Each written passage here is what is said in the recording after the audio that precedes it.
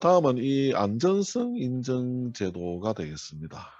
이 항공안전법 시행규칙 제5조 및 305조의 규정에 의거 초경량 비행장치의 비행 안전을 확보하기 위해서 국토교통부 장관이 고시하는 기술상의 기준에 적합함을 증명을 하고 설계, 제작 및 정비 관련 기록과 비행장치의 상태 및 비행 성능을 확인하는 인증 제도를 말하는 것이 되겠습니다. 그래서 이제 이런 제도를 반드시 25kg 이상이 되는 기체에 대해서는 반드시 이 안전성 인증 제도를 받아야 된다. 이 이야기가 되겠습니다. 그래서 최대 이륙 중량이 25kg을 초과하고 연료를 제외한 자체 중량이 150kg 이하인 드론입니다. 그죠? 이거는 이제 개인 취미용이나 또는 사업용 모두 다 해당이 된다고 보시면 되겠습니다. 사실은 개인 취미용으로 이렇게 25kg 이상이나 또는 150kg 이하로 나가는 그런 드론을 운용하는 사람은 거의 없다고 보시면 됩니다. 그죠? 그래서 이제 이런 규모의 어떤 드론들은 사업용이 되겠죠. 그죠? 드론으로 어떤 물건을 배달을 한다거나 뭐 이런 부분들이 되겠죠. 그래서 이제 최대 이륙 중량이 25kg 이상, 그 다음에 자체 중량이 연료 무게를 제외한 자체 중량이 150kg 미만인 드론은 안전성 인증 검사 대상이 된다. 이게 이론 시험에 잘 나오는 내용입니다. 그래서 반드시 좀 알아두시고, 그다음에 인증기관은 인천에 소재하는 항공안전기술원이 되겠습니다. 그래서 이제 참고로 이런 내용들은 알아두시면 되겠습니다. 다음을 한번 또 보시겠습니다. 그럼 이 안전성 인증을 위한 검사의 종류는 크게 이렇게 이제 네 가지 종류가 있습니다. 초도 검사, 정기 검사, 수시 검사, 그다음에 재검사. 이렇게 이제 네 가지 검사가 이렇게 있습니다. 그래서 먼저 초도 검사는 국내에서 설계 제작했거나 또는 외국에서 도입한 이 초경량 비행 장치를 사용해서 비행하기 위해 최초로 안전성을 인정받기 위해 실시하는 그런 검사가 되겠습니다. 그리고 정기 검사는 안전성 인정의 만료일이 되었을 때 새로이 또 안전성을 인정받기 위해서 실시하는 그런 검사가 되겠습니다. 다음에 수시 검사는 초경량 비행장치의 비행 안전에 영향을 미치는 대수리를 크게 했거나 또는 개조를 또 크게 했다거나 이렇게 이제 그러한 후에 초경량 비행장치의 기술 수준에 적합한지 일부분을 또 인정을 받아야 되는 그런 검사가 되겠습니다. 그리고 재검사는 앞에 있는 이 초도 검사, 정기 검사, 이 수시 검사를 받은 결과 부적합 사항이 있었을 때에 다시 이제 이렇게 이제 보완을 해서 재검사를 받는 그런 검사가 되겠습니다. 그래서 여러분들께서는 초도 검사, 정기 검사, 수시 검사, 재검사가 있다. 이 정도로만 아셔도 큰 무리가 없을 걸로 아마 생각이 됩니다. 다음은 이 조종자 준수 사항이 되겠습니다.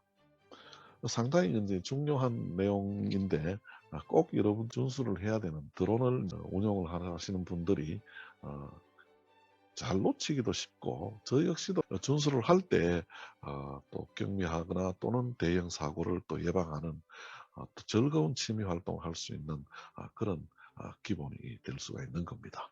그래서 먼저 어, 사고나 분실을 대비해서 기체의 소유자의 이름과 연락처를 기재해야 한다는 내용이 되겠습니다. 물론 이제 취미용 드론에다가 이렇게 자기 이름을 또 부착을 하고 전화번호를까지 이렇게 부착을 해서 사용하는 사람들은 현재 잘 없습니다. 그죠? 간혹 있기는 한데 잘 없다. 그러나 이제 앞으로는 우리가 해 나가는 것이 바람직하다. 이렇게 봐야 되겠습니다. 그죠? 그러나 신고 대상이 되는 어, 최대 이륙 중량이 2kg 이상이 되는 신고 대상이 되는 드론에 대해서는 의무적으로 부착을 해야 됩니다. 그죠? 그래서 하게 되면은 자동차의 번호판이 이렇게 있듯이 드론도 이렇게 신고 번호가 부여가 됩니다. 그래서 이 번호를 지정하는 위치에, 즉 프레임이나 또는 동체의 전면부에 이렇게 이제 잘 보이는 곳에 반드시 이제 부착을 하도록 의무화되어 있습니다. 그죠? 그래서 만약에 이 그 신고 번호를 부착을 하지 않고 이렇게 또 드론을 날리다가 단속이 됐을 때는 또 그에 또 과태료를 또 처분이 되도록 그렇게 이제 규정이 되어 있습니다. 그죠? 그래서 신고 대상이 되는 드론은 반드시 신고 번호를 부착해서 운영하셔야 된다. 이런 내용이 되겠습니다. 다음은 사전에 허가를 받았거나 특별한 경우를 제외하고는 반드시 유감 비행을 해야 된다는 겁니다. 특히 이제 우리 조종자들이 가장 잘 안 되는 부분이 바로 이게 아닌가 싶어요. 저도 이제 간혹 하면서 보면은 정신없이 이렇게 막 날리다 보면은 드론이 뭐 이렇게 보이지 않아요. 그죠? 육안을 벗어난 거예요. 그죠? 가시권을 벗어나게 됐을 때, 그럴 때는 즉시 리턴홈을 이렇게 이제 눌러서 다시 안으로 불러들이거나 아니면은 다시 이제 착륙을 시켜서 리턴홈을 눌러서 다시 착륙시킨 다음에 다시 이륙을 하는 그런 방법이 있겠습니다. 그죠?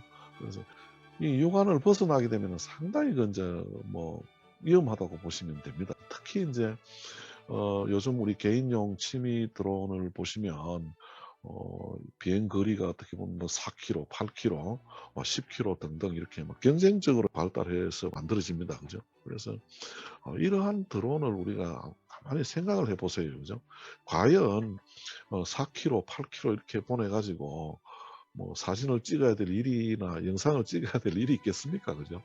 그래서 오히려 사고 위험만 높다. 그래서 절대로 앞으로 여러분들께서도 드론을 날리시게 되더라도 절대 요간을 벗어나지 않도록. 그런데 이제 부득이한 어떤 그 개인 사업을 하신다든지 이렇게 해서 이제 부득이하게 가시권 밖으로 이렇게 날려서 어떻게 이제 목적을 수행해야 될 그럴 또 일들이 있습니다. 그죠? 그럴 때에는 반드시 사전에 관할지방항공청의 사전 승인을 받아 가지고 비행을 하셔야 됩니다. 그죠? 그리고 야간 비행 금지가 되겠습니다. 이 야간 비행 금지는 여기서 야간이란 그 일몰시부터 해가 지면서부터 해가 다음날 해가 뜨기 전까지를 말하는 것이, 만약에 이제 부득이하게 날려야 되는 경우에는 세 가지 조건. 그래서 하나는 관할지방항공청의 특별 비행 승인을 받아야 됩니다. 그 승인서하고 그 다음에 기체에 LED를 이렇게 이제 부착을 또 해야 되고, 그 다음에 LED가 부착된 착륙장이 준비가 되어 있어야 됩니다. 간혹 이제 시험에 이런 시험에 이런 게 나옵니다. 야간에 비행을 할 수 있습니까? 없습니까? 있죠. 그죠? 어떤 경우에? 요런 경우에. 그죠? 어, 관할지방항공청장의 특별 비행 승인을 받고 기체에 LED를 부착하고 LED가 부착된 착륙장이 준비되었을 때는 가능하다. 이런 이야기 되겠습니다. 그죠?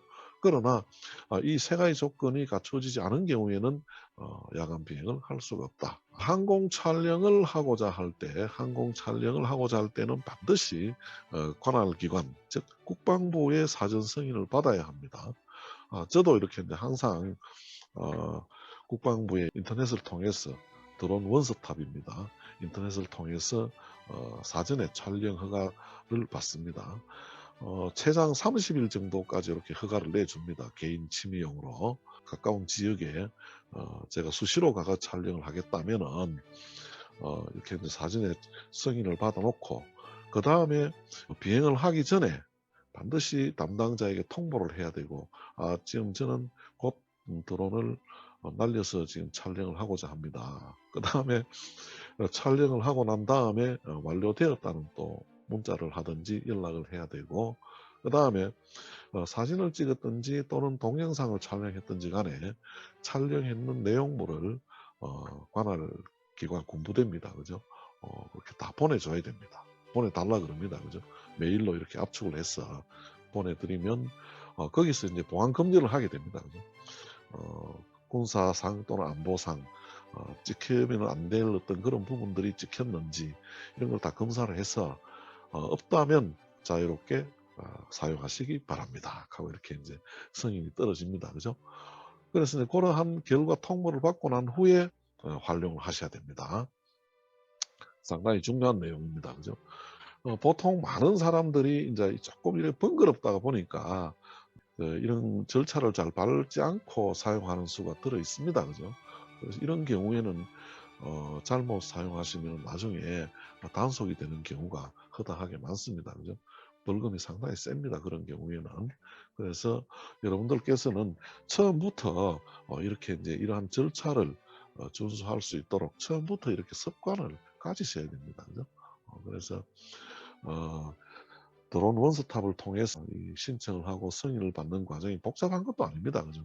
아주 간단하게 이렇게 이제 바로바로 또 해줄 수 있기 때문에 그래서 좀 번거롭지만은 그러나 더욱더 의미 있고 재미있는 취미 활동을 즐기기 위해서는 이런 것 정도는 좀 이렇게 이제 감수를 하고 그리고 또 뭐냐 하면은 법 규정을 또 준수하고 또 안전성을 또 이렇게 확보한다 하는 그런 인식이 자연스럽게 이렇게 몸에 뵐 수 있도록 평소에 습관이 되어야 됩니다. 그죠? 그렇게 이제 해 나가는 것이 바람직하다. 저는 이렇게 주장을 하고 있습니다. 그래서 제가 이제 이렇게 뭐 사진을 이렇게 뭐 유튜브에 올린다든지 또는 다른 목적으로 사용을 하더라도 반드시 승인을 받았는 영상물을 사용하고 있습니다. 그죠? 그래야지만 저도 마음도 편하고 또 받은 분들이 어떻게 또 활용을 하시더라도 가능하잖아요. 그죠? 그래서 이런 방식으로 여러분들도 습관을 가지시는 게 좋다. 이렇게 제가 말씀을 드립니다. 다음에 비행하기 전에 미리 해당 비행 장치의 기능과 특성을 반드시 숙지를 하는 것이 필요하다. 해야 된다. 이런 이야기입니다. 그죠? 제가 날리는 드론의 특성과 기능을 모른 채 시동만 단순하게 걸어서 이렇게 이륙을 시켜 날린다면 상당히 위험하겠죠. 그죠? 그래서 그 기체의 어떤 특성이라든지 또는 너무 세부적인 어떤 그런 기능은 아니더라도 그럼 단계적으로 이렇게 알아나가면 됩니다. 천천히. 그죠? 그래서 우선에 알아야 될 기본적인 어떤 그런 내용들은 반드시 숙지를 하고 날리셔야 됩니다. 그죠? 그래 해도 간혹 이래 보면은 이제 조종자가 잘못 눌러서 기체가 오작동을 한다든지 그런 경우가 간혹 있기는 있는데 그로 인해서 이제 사고가 일어나는 것은 크게 없습니다만은 반드시 자기가 사용하는 드론에 대한 특성이나 기능은 단계적으로 자꾸 이렇게 이제 아셔야 됩니다. 그래야지만이 비상 상황이나 이럴 때에 신속하게 또 자연스럽게 이제 대처가 됩니다. 그죠? 그래서 이제 불안감이 해소가 되고 사고를 사전에 예방할 수가 있는 겁니다. 그래서 반드시 이러한 기본적인 사항과 이런 부분을 숙지를 하시고 비행을 하시도록 그렇게 돼야 되겠습니다.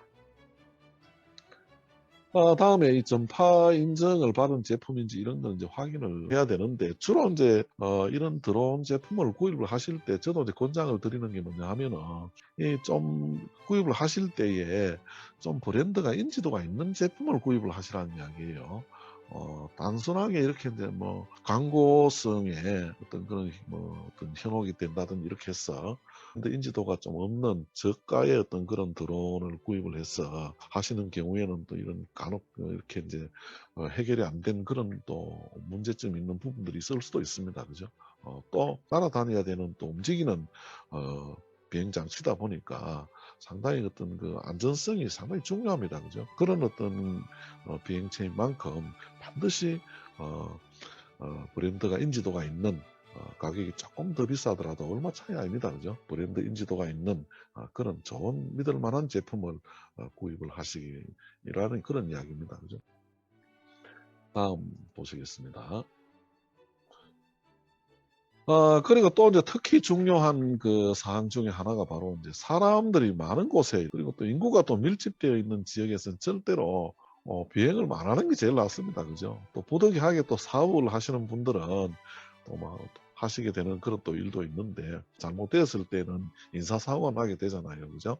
그래서 이제 이런 경우를 갑자기만 좀 삼가하시라, 하지 말라, 취미용으로는 그런 이야기를 드리고, 또 만약에 인제 부득이하게 비행을 하게 되었을 때는 급조작을 한다든지 또 너무 저공으로 비행을 한다든지 이렇게 해서 거기에 모여 있는 사람들이 이렇게 좀 위협이 되는 그런 방식으로 비행을 하지 않아야 된다는 거. 그래서 다 좋습니다마는 하여튼 이런 장소에서는 취미용으로는 비행을 하지 말라, 이런 이야기가 되겠습니다. 특히 인제 예를 들자면 공원이라든지 사람이 많이 모이는 공원, 무슨 경기장 또는 행사장, 특히 인제 취미용으로 아주 소형 드론을 가지고 있다 보면은 뭐 야구장이라든지 또는 다른 행사장이라든지 공원 이런 거 들고 다니면서 인제 이렇게 인제 사진을 촬영하기 위해서 또는 영상을 촬영하기 위해서 인제 날리는 경우가 많습니다. 그죠? 주로 뭐 산이라든지 강이라든지 있잖아요. 풍경이 좋고 경치가 좋은 그런 데 확 트인 넓은 곳에서 주로 인제 비행을 자주 합니다. 그죠? 또 뭐 허가를 받고 이렇게 해서, 그래서 마음 놓고 비행을 합니다. 그죠? 그렇게 인제 시원하게 이렇게 뭐 즐길 수 있는 그런 것도 돼야 됩니다. 그죠? 그래서 인제 안전에 유의를 하시라, 이런 이야기가 되겠습니다. 그다음에 이게 또 상당히 중요한 내용이 되겠죠. 음주 비행을 하지 말라는 이야기예요. 그죠? 우리 음주 운전을 하지 말라 하는 어떤 그런 내용이 있듯이 이 음주 비행은 음주 운전보다 더 셉니다, 이게 처벌이. 예, 그래서 3년 이하의 징역 또는 3천만 원 이하의 벌금에 처하도록 되어 있습니다. 그래서 인제 혈중 알코올 농도가 0.02부터 시작입니다, 이거는. 그래서 인제 0.09까지 요렇게 단계적으로 자격정지 60일, 120일 또는 0.09% 이상이 나왔을 때는 뭐 자격면허 취소를 한다든지 또는 180일 이상 이렇게 이제 자격을 정지시키는 그런 처벌. 이게 상당히 중요한 이제 내용들이 되겠죠. 그리고 또 이제 준수 사항 중에 하나가 이 비행 중에 낙하물을 투하시키지 말라는 내용이 되겠습니다. 그래서 인제 보통 우리 취미용 드론은 이렇게 뭐 비행을 하면서 뭐 아래로 물건이 떨어질 일은 잘 거의 없습니다. 그죠? 어 그러나 인제 이래 사업용으로서 인제 뭐 물건을 배달을 한다든지 수송한다든지 그죠? 뭐 택배 이런 쪽은 잘못 이래 인제 예를 들어서 물건을 적재를 했을 때에 뭐 떨어지는 경우도 있겠죠. 그래서 인제 물론 상공에서 인제 물건이 떨어지면은 뭐 어디로 떨어질지 모르니까 그죠? 상당히 위험하겠죠. 이런 부분들은 주의를 하시라는 이야기예요. 그죠? 실어 놓고도 한 번 더 확인을 하고 다시 한 번 더 확인을 해서 어 반드시 안전을 확보하시라는 이야기예요. 그다음에 이런 부분은 또 인제 우리가 인제 간혹 경험을 할 수 있는 그런 부분이 됩니다. 확 터진 장소에서 아주 넓은 인제 강가에서 인제 드론을 마음대로 막 기분 좋게 날리고 있는데 헬리콥터가 저공으로 막 이렇게 날아오는 거예요. 순간적으로 당황을 하는 수가 있는데, 그래서 인제 물론 경험이 인제 없으신 분들은 막 당황을 해서 '이거 어떻게 해야 되노?' 하다 보면 뭐 스틱을 엉뚱한 곳으로 막 조작을 하게 되고 그런 사람을 제가 보기도 했습니다, 실제로. 헬리콥터 같은 경우는 멀리서 소리가 들리잖아요. 그죠? 그래서 인제 바로바로 이렇게 인제 대처를 할 수가 있다. 만약에 인제 이런 경우가 있습니다. 그러니까 넓고 확 트진 장소에서 비행을 하더라도 만약에 인제 이 드론을 갖다 너무 멀리 날려 보낸 거예요. 막 1 킬로나 2 킬로 막 그냥 진짜 가시권을 벗어나서 드론이 안 보인다는 이야기예요. 이때는 이제 어떡할 겁니까? 그죠? 진짜 위험한 거예요. 그래서 그럴 때는 상황을 정확하게 알 수도 없고 또 신속하게 조종자가 대처하기도 어렵습니다. 그죠? 그래서 상당히 위험합니다. 그래서 우리가 조종자 안전 준수 사항에 반드시 유관으로 비행을 하라. 가시권을 벗어나게 비행을 하지 말라는 이야기예요. 그래서 사람이기 때문에 잠깐은 순간적으로 이렇게 이제 벗어날 수는 있습니다. 그죠? 뭐 그런 것까지야 뭐 어떻게 하겠습니까? 그때는 바로바로 있잖아요. 제가 아까 말씀드린 것처럼 리턴홈을 시키든지 바로바로 가시권 내로 비행을 할 수 있도록 유도를 해야 됩니다. 그죠? 그렇게 해 주시면 안전상에는 큰 지장이 없다. 이렇게 이제 보시면 되겠습니다.